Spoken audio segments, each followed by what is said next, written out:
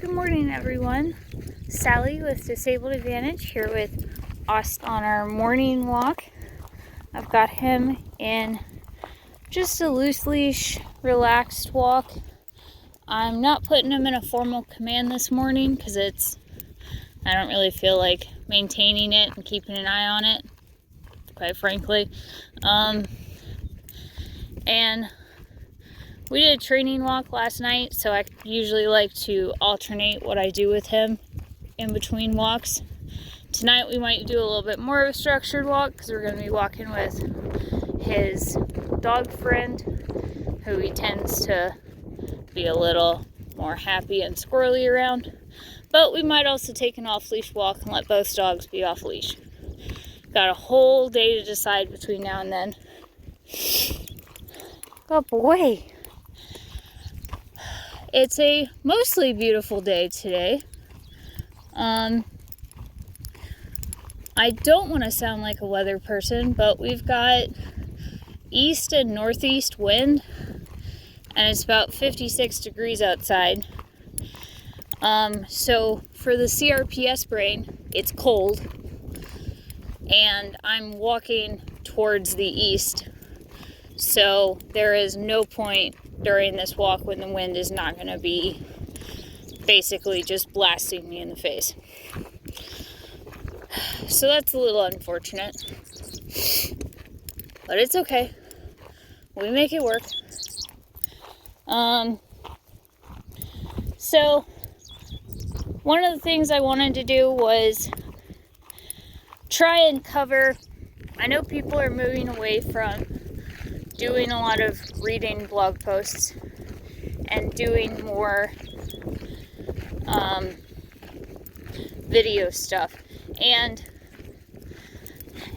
I know the general theme is that the video stuff is supposed to be shorter. You're out of luck there on that one with me, because one, I like people to really understand whatever I'm trying to teach them, and it's hard to do that in 90 seconds. And two, I have brain fog, which makes it hard for me to do really concise things in 90 seconds. So, today's topic is I wanted to share how I approach store training. And this is relevant for pet dogs, and it's relevant for service dogs in training. Also, if you're having trouble with your current service dog and you want to take a look at how you're doing public access, or maybe take a step back from formal public access and switch to doing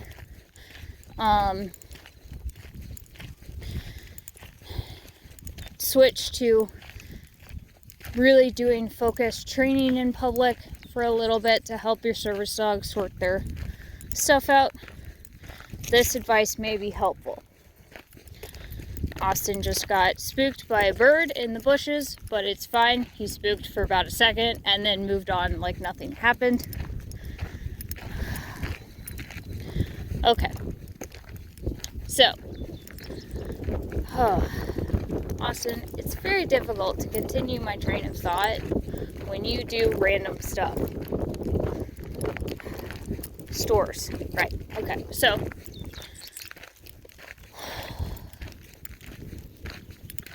try and think how I want to organize my thoughts. Okay, so the first thing is that I start taking a dog into stores, and I recommend that owners start taking their dogs into stores once the dog has basic leash manners, meaning you can hold it on leash and it's not going to be pulling you down the aisle, it's not going to be darting back and forth, it can mostly walk in a straight line. And once it's been potty trained and you're sure that it's not going to pee in the middle of the floor, poop in the middle of the aisle. The exception there is puppies, when we're doing a lot of socialization training for puppies under the age of 6 months, but older than 2 months old. They may or may not be potty trained yet. Some dogs learn faster than others. So, but those dogs are usually in a stroller, they're in a bag, something like that, off the ground. Or I recommend for puppies, you give them a chance to go to the bathroom outside. You're only in the store for a very short amount of time to walk around the store and experience some stuff and play some really fun games on leash. And then you go back outside and you let them go potty again. Because that's what puppies are, is everything you do with them is a potty break sandwich. So, but once your dog can walk on leash and mostly potty broken, I recommend people just start going to stores and do what I call walkthroughs. And the purpose of a walkthrough is to expose your dog to the store, but not put a whole ton of pressure on your dog to succeed at a particular command or be awesome. We do this to, sorry, Austin thinks he sees something up ahead, and like there's always that chance that it actually could be something dangerous, but I don't know what he thinks he sees, so it's probably fine.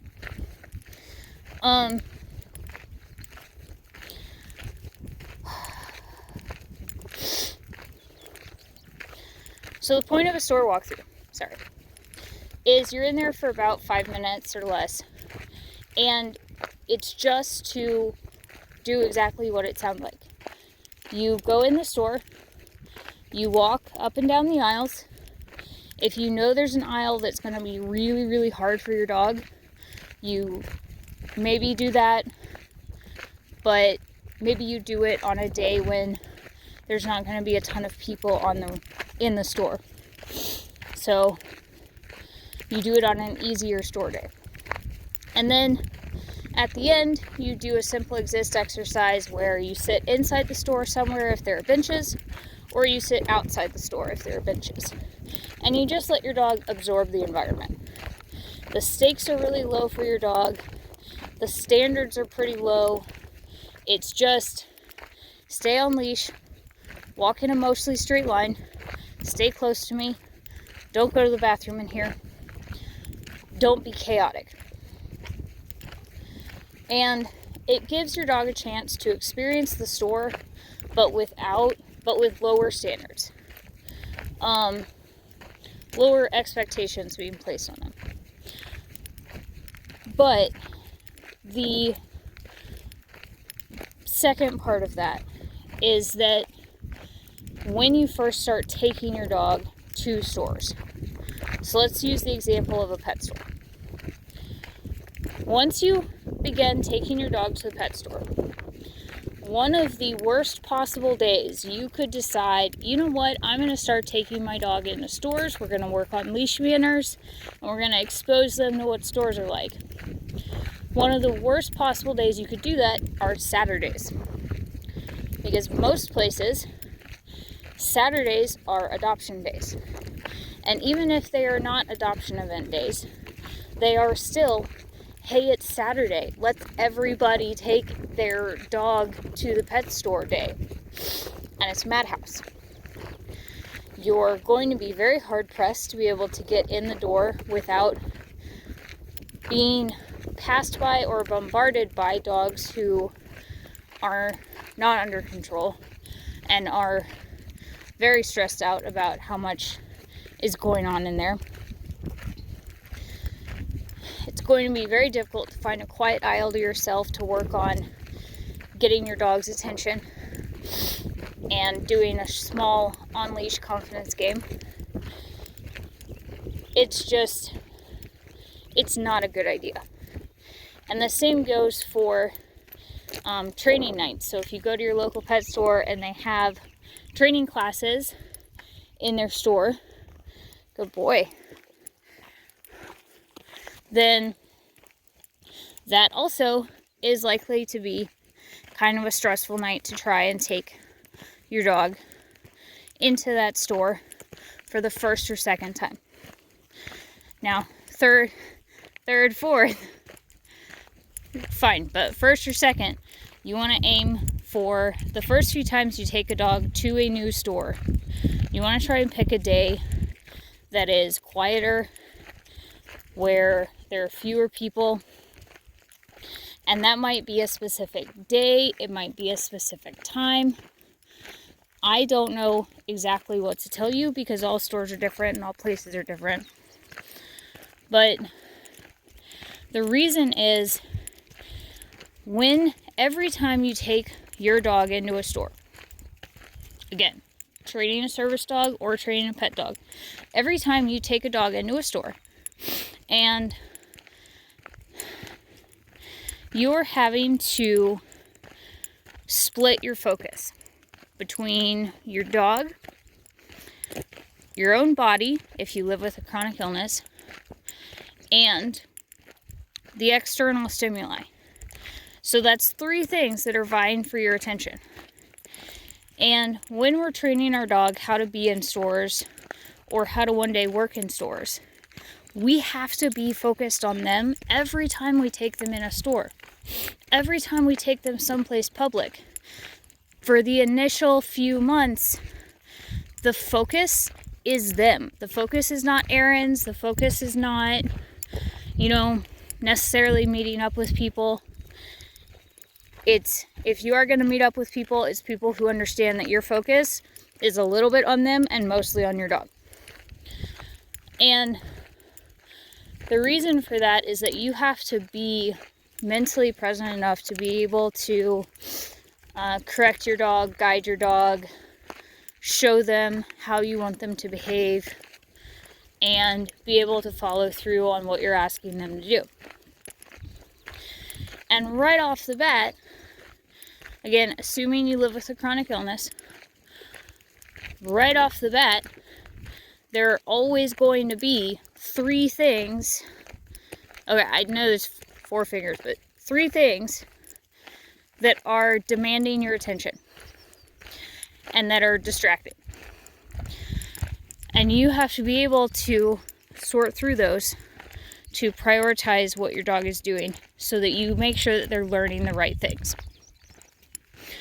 So a way to help you is to start thinking about the world in terms of whatever words help you the best. I usually describe it to clients as low, medium, and high, but you might like easy, medium, hard. Whatever you end up doing,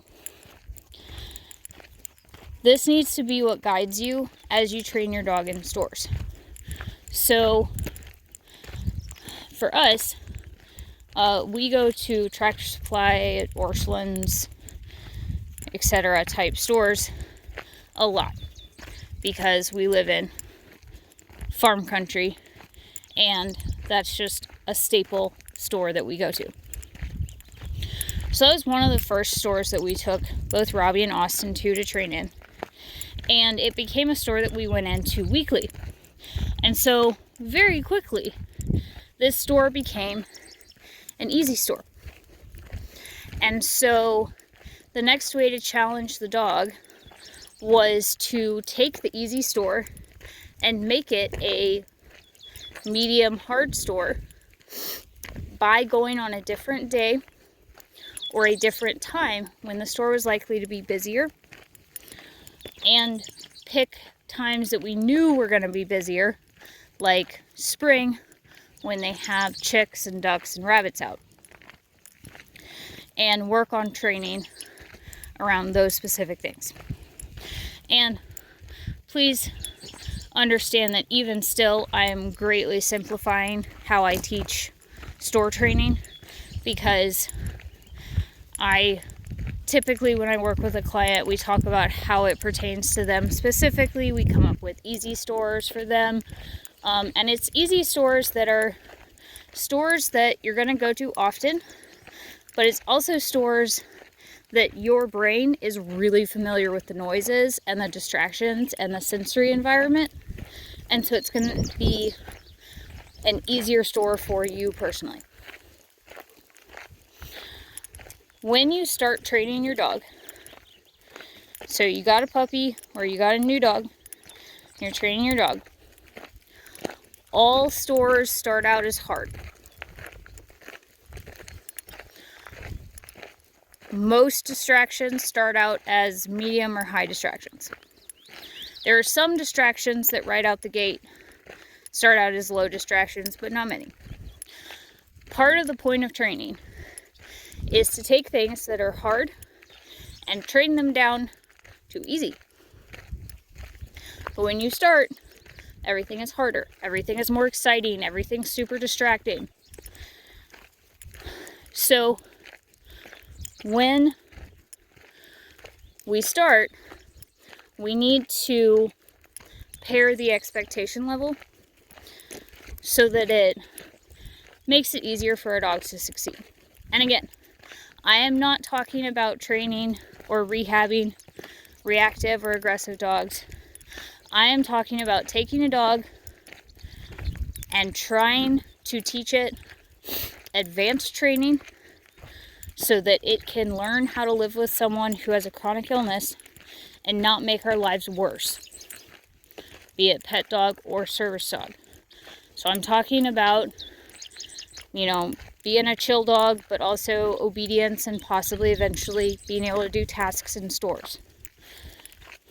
So the way I approach store training might be different from how another trainer approaches store training. Also, when I work with a client, we're working together for like a few months. Service dog clients get 2 years. But anyways, tangent, sorry. So in the beginning, we try and match it. So if every store is hard, then the way we manage it for the dog and ourselves is that the expectation for the dog is lower. So we set the bar at relatively easy for the dog. Hard store, easy standards. So that's why we start out with, let's just walk on a leash, experience the store, and then do simple exist, absorb the environment, and then leave. And that's your training. Once the dog gets really good at the obedience stuff at home, sit, down, heel, etc., then what I recommend to people is that you take that and you go work on it outside a store, not inside a store. So the next thing I talk to people about is how to change a store and how to take one store and make it, first of all, multiple places, and second of all, make it multiple levels of difficulty. So let's again work with the pet store. We can reasonably assume that the front part of the store and popular aisles like treats and toys and where they keep all the collars and leashes are going to be higher traffic aisles. Pretty much on any given day. You might be able to get a random Tuesday at 2 o'clock in the afternoon where the store is just absolutely dead. And that is a great time to go work on your obedience training. But because the distraction is lower, the store's still there, but it's now a familiar store, but the distraction levels are lower. But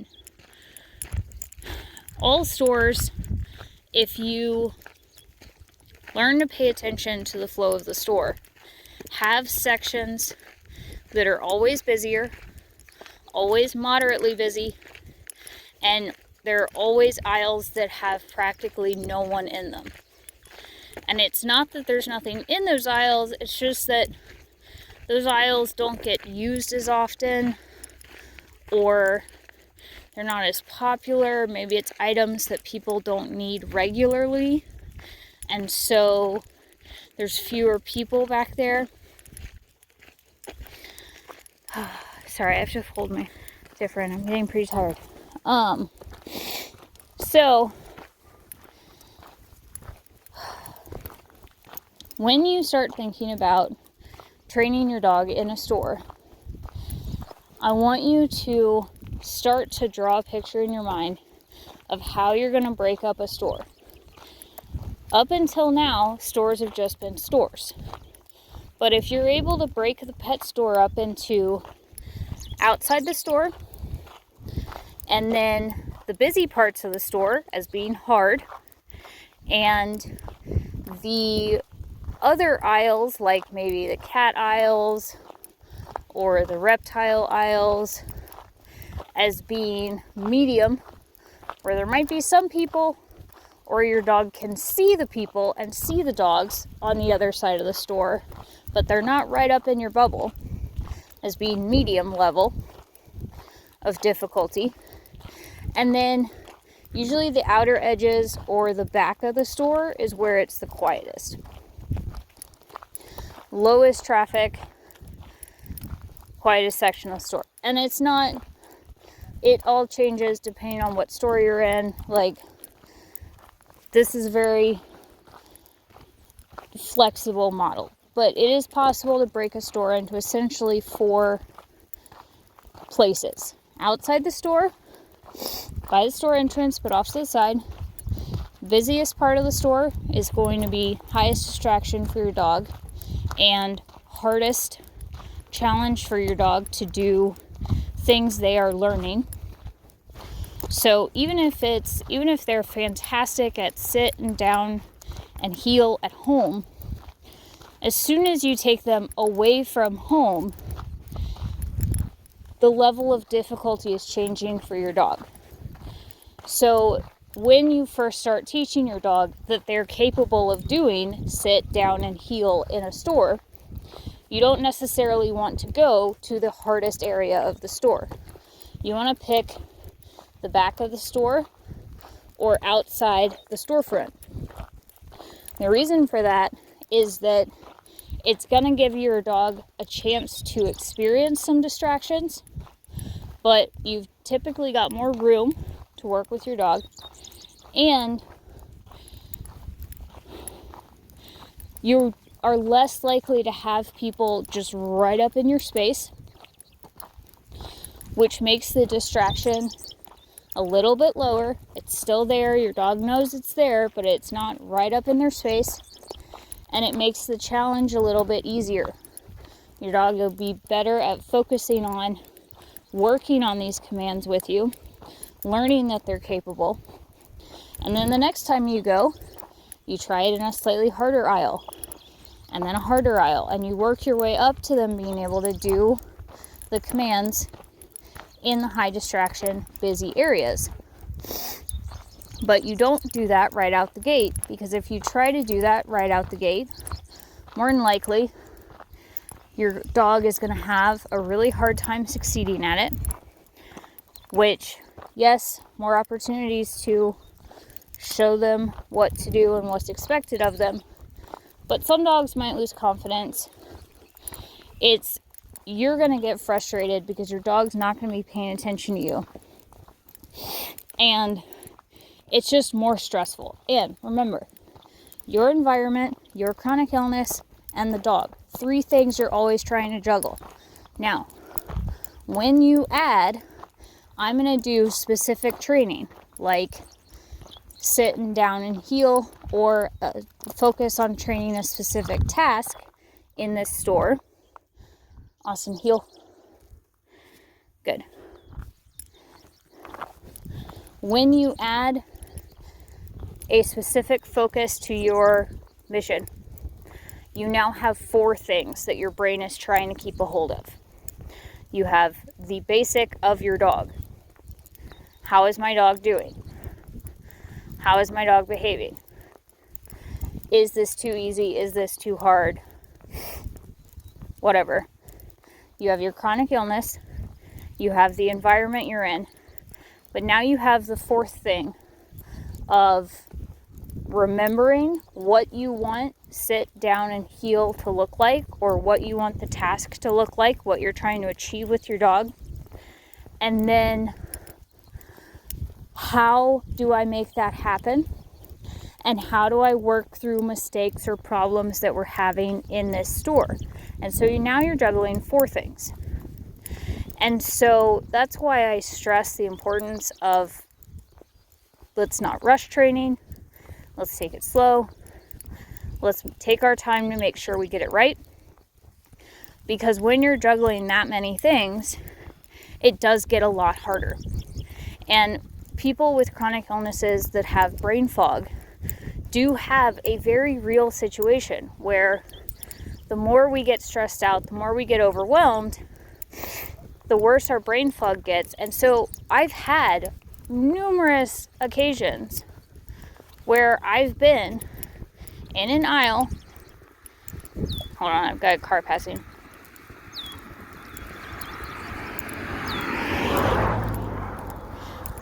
Heel. I'm in an aisle and we're doing something, and then something loud falls over and it breaks through the sensory barrier. Good? Or heel. My pain suddenly spikes up because a dog barked. And release. Then I can't remember what we're doing, and I have to stand there and pause for about 30 seconds, or it feels like hours, trying to remember what I'm doing, what our goal is, etc. And you have to trust that at this point in your training, your dog's going to hold that command while you figure out and remember what you're trying to work on. And if you've jumped immediately to putting yourself in a hard section of the store with a lot of dogs coming in and out of the aisles, you're setting yourself up for not only the added challenge of your brain getting confused and overwhelmed, but also the danger of a rogue dog coming in the aisle, messing up your training session, or causing an altercation with your dog breaking command and pulling on you, which causes an extra pain flare, which causes extra confusion, and it just goes off the rails. As your dog progresses through advanced training, though, you start to reach a point with them where you can take them to hard places.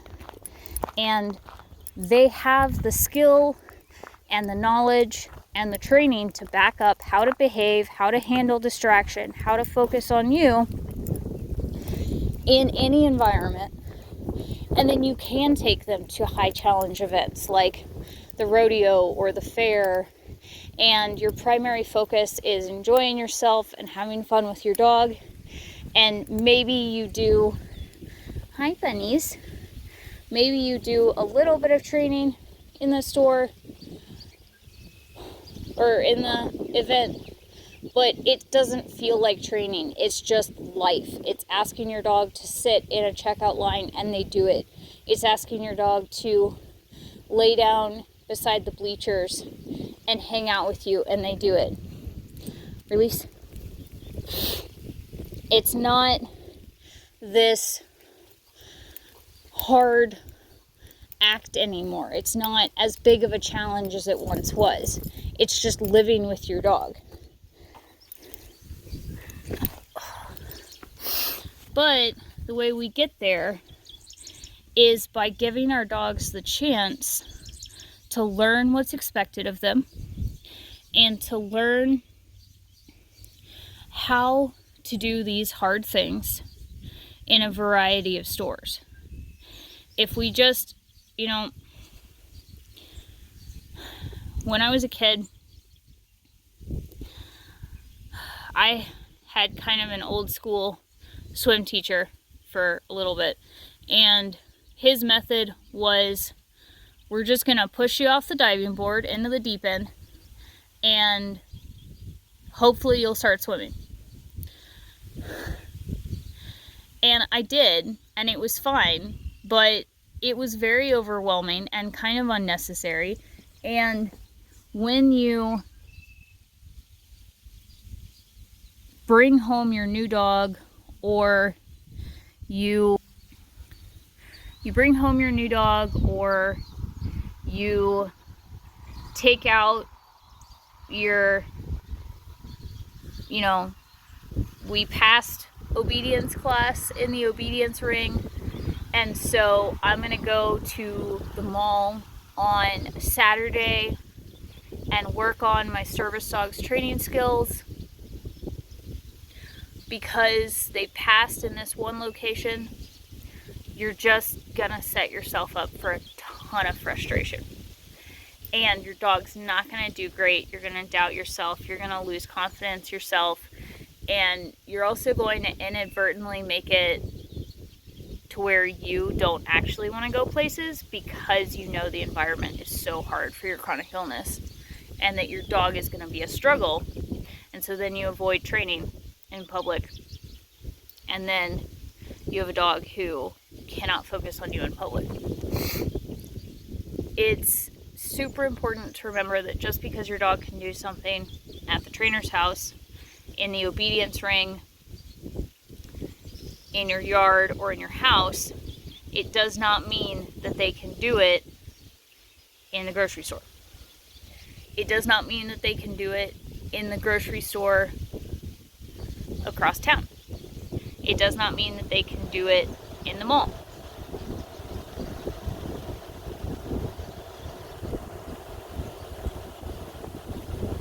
There he is. What are you doing? Yes, you're very pretty. We all know. That tail. It's just so gorgeous. And it's important to remember that the grocery store at 5 p.m. on a Wednesday is not the same grocery store. Even if it's the same physical grocery store, it's not going to be the same distraction level and the same challenge level as the same grocery store at 10 a.m. on a Wednesday. Nor is it going to be the same grocery store the day before Christmas, or the day before Thanksgiving, or the day of Thanksgiving when everybody's scrambling to the store for that last minute ingredient they forgot or they ran out of. Same exact store, but different handful of distractions and challenges and problems for your team to try and navigate and work through. So when you're focused on, when you've got life down, go for it. But when you're focused on, I want to teach my dog, I know they can do sit here, so I want to take them to this place, and I want to focus on making sure that they can do sit here, and figuring out what the problem is and working through the problem. Like, one thing I noticed with Austin was, at home, I thought I had fixed his tendency to move sideways before he sat down.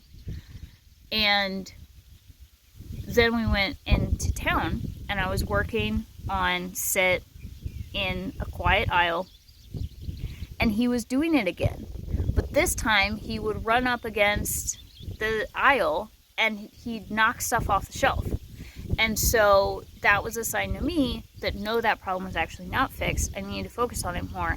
Well, more specifically, I needed to focus on it in stores so that I was getting the spatial cues of if he was doing what I was asking for or not. And that's just one little example. But when you take your dog to stores, the focus needs to be on your dog and it needs to be on whatever your goal is. So if your goal is just walking through the store and then doing simple exist and getting them exposure, do that. If your goal is let's work on your specific obedience or specific task skills, then that needs to be your focus, and it needs to match wherever your dog is. If your dog is still learning those commands and they are not yet capable of doing those commands in any type of environment, then taking them to a super busy store is not going to help you. Taking them to a quiet store is. But quick caveat on that real quick. Don't go to a library until you know your dog can take whisper commands, because people at the library don't want to be disturbed. So the library is kind of like a stealth hard location. Super quiet, but it's also meant to stay super quiet. So it's actually a harder location than you think it is. And the library is for service dogs and training, not pets. And that's another thing. If you're training a pet dog, check that places are pet friendly. If places are not pet friendly, stick your training to doing it outside the store entrance, off to the side, so you're not in the way of people. Your dog's still going to get exposure to weird stuff like shopping carts and cars and traffic and lots of people, but you're respecting the laws and you're not potentially interfering with service dog teams in training. Service dog teams in training in the States, again, check the laws. The ADA only offers accessibility to fully trained service dogs, so you're going to need to look up your local state laws to see if your in-training dog can train in non-pet friendly spaces. Some states do and some states don't, and you still have to wait and only train in pet spaces or train outside store entrances until your dog is fully trained.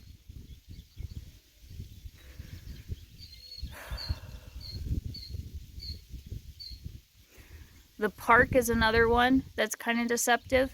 The park is a bigger challenge than I think a lot of people realize, but you can still control the level of challenge. So training right up beside the dog park fence, super high challenge. Training 15-20 feet away from the dog park fence lowers the challenge.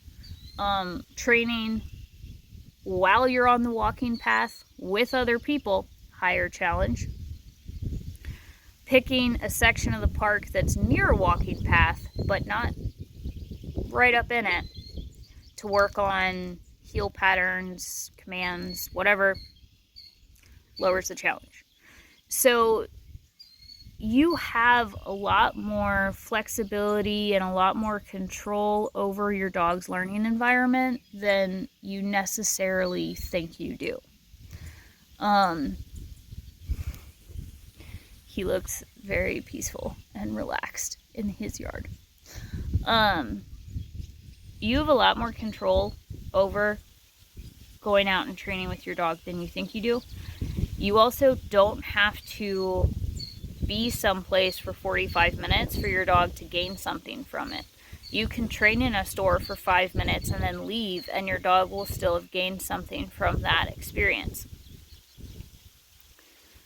And for people with chronic illness, remember,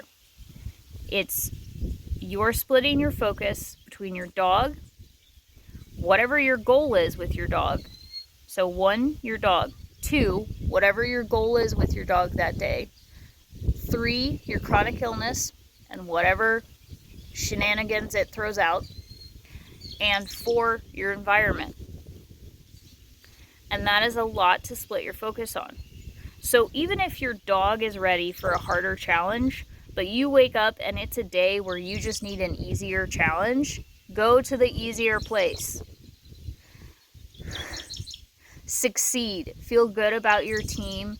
Your dog's not going to get bad feedback from practicing easy things in an easy place. Now, if you never go anywhere hard, your dog's never going to learn how to operate in a hard place. So there are going to be some days where even though your chronic illness is flaring, even though you don't really feel like it, You're going to need to make yourself go to hard places so that your dog can learn how to function in hard places, and so that they can learn what you look like and how you change in the hard places, because they'll start to store that in memory, and it helps dogs learn tasks faster and better when they're able to see a difference in you. But on those days, see if a friend can go with you, see if a family member can go with you. Set your goal, make your goal smaller. So if your chronic illness gets harder, make your goal smaller. Still go out, still achieve something, still try to make the effort to go out and train your dog, but lower the challenge for yourself in one of those 4 categories. So I hope that helps with store training. I hope this hasn't been thoroughly confusing. If you'd like to set up a 30-minute or a 90-minute training session with me to talk more about socialization or training in stores one-on-one, I think that would be a fantastic idea. We can do sessions in your living room where we just talk and you ask questions, or we can do a session where you take your phone, you take your tablet, we go to the park, we go to outside a store entrance, easy store, and you say, hey, this is the problem I'm having, or hey, this is what I want to work on, can you help me? And I'll be able to give you on-the-spot training because it's all virtual, which is one of the awesome things about it. And it is something that I've done. You know, I help my clients learn how to train in public for the purposes of public access, so I'm very familiar with teaching it.